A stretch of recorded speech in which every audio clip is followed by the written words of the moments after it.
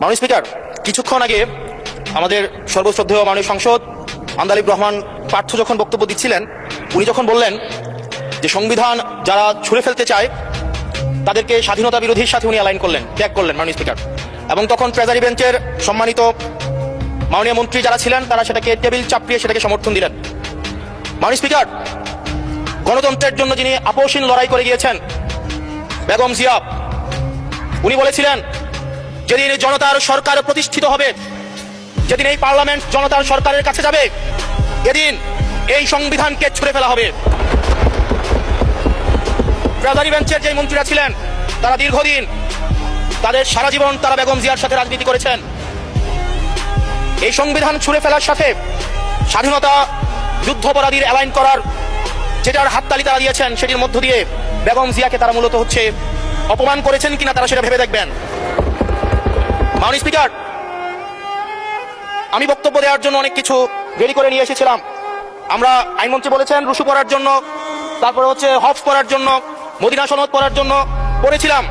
কিন্তু আন্দালিব রহমান পার্থ সাহেব যে বক্তব্য দিয়েছেন, আমরা ক্লাস 8-9 যে ডিবেট করতাম সেটি রিভার্টাল দিলে 20 মিনিট সময় লাগবে। মাননীয় স্পিকার, আমি ওনার বক্তব্যের রিভার্টাল দিচ্ছি।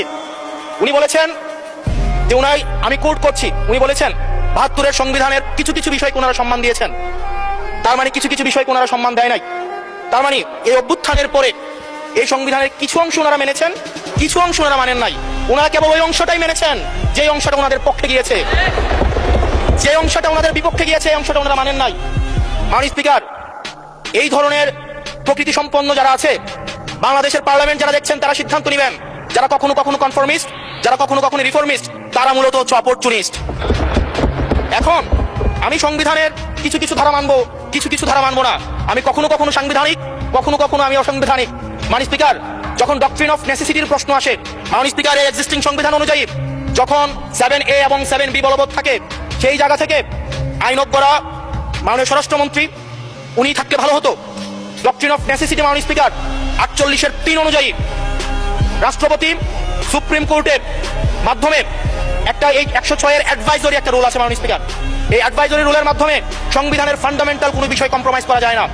মাননীয় স্পিকার, যদি আমি এই সংবিধান মানি তাহলে এই অন্তর্বর্তীকালীন সরকারের বৈধতা প্রশ্নবিদ্ধ হয়। মাননীয় স্পিকার, মাননীয় স্পিকার, যদি এই সংবিধানকে আমি ধারণ করতে চাই, মেনে চলতে চাই, সেদিন 64 বিধি অনুযায়ী অ্যাটর্নি জেনারেল নিয়োগ দেওয়া হয়েছিল 6 আগস্ট। মাননীয় স্পিকার, এই সংসদে প্রশ্ন রাখতে চাই, তৎকালীন বর্তমান রাষ্ট্রপতি চুপ্পু, তখন বলা হয়েছে অ্যাটর্নি জেনারেল নিয়োগ দেওয়ার ক্ষেত্রে প্রধানমন্ত্রীর সাথে আলোচনা করতে হবে। সেদিন কোন প্রধানমন্ত্রীর সাথে আলোচনা করা হয়েছিল সেটা আমাদেরকে অ্যাটর্নি জেনারেল জানাবেন।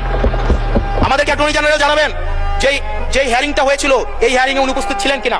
তখনকার সময় যিনি প্রধান বিচারপতি ছিলেন ওবায়দুল হক, তিনি তখন কোথায় ছিলেন, সেই রায়ের কপিটা আমরা দেখতে চাই। মাননীয় স্পিকার, মাননীয় স্পিকার, আপনি যখন বেগম জিয়াকে 6 আগস্ট সর্বপ্রথম ছাত্র জনতা যখন সিদ্ধান্ত নিয়েছিল আর এক মুহূর্ত বেগম জিয়াকে কারাগারে থাকতে দিবে না, বেগম জিয়াকে রাষ্ট্রপতির আদেশের মধ্য দিয়ে বেগম জিয়াকে সেদিনই কারাগার থেকে যে জুলুমের মধ্যে রাখা হয়েছিল সেটা থেকে ছাত্র জনতার রায়ের মধ্য দিয়ে সেখান থেকে বের করে আনা হয়েছিল। মাননীয় স্পিকার, যদি এই সংবিধানকে বাইবেল ধরে নেই, এই সংবিধানকে যদি গসপেল ধরে নেই, এই গসপেলের পুরোহিত অনুযায়ী যেভাবে ভ্যাটিকান সিটি চলে সেটা যদি আমরা ধরে নেই, তাহলে মাননীয় স্পিকার, সেদিন বেগম জিয়া জেল থেকে বের হতে পারেন না। মাননীয় স্পিকার, মাননীয় স্পিকার, সেদিন বেগম জিয়া জেল থেকে বের হয়েছিল অভ্যুত্থানের জনরায়ের ভিত্তিতে। মাননীয় স্পিকার, মাননীয় স্পিকার, আপনারা বলছেন আপনারা ঠিক সেই জায়গায় আপনারা সংবিধানকে আপনারা মানছেন যেই জায়গায় সংবিধান থেকে আপনারা বেনিফিটেড হবেন।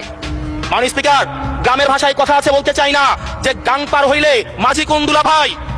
ছাত্ররা, আপনাদের নেতা কর্মীরা গত 17 বছর ধান খেতে ঘুমাইতে হয়েছে, ত্যাগ তিতিক্ষার মধ্য দিয়ে যেতে হয়েছে। মহাসচিব কান্না করে বলেছে তাদের নেতা কর্মীরা ঢাকায় এসে রিক্সা চালিয়ে জীবন নির্বাহ করত।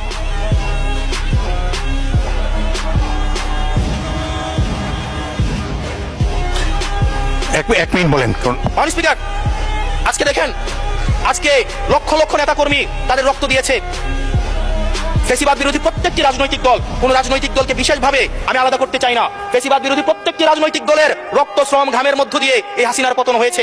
এই হাসিনার পতনের পরে যখন জনরায়, মাননীয় স্পিকার, যখন জনরায় কখনো কেতাবের কাছে মাথা নত করে না, এটা ভ্যাটিকান সিটি নয় যে গসপেল অনুযায়ী হচ্ছে দেশ পরিচালিত হবে।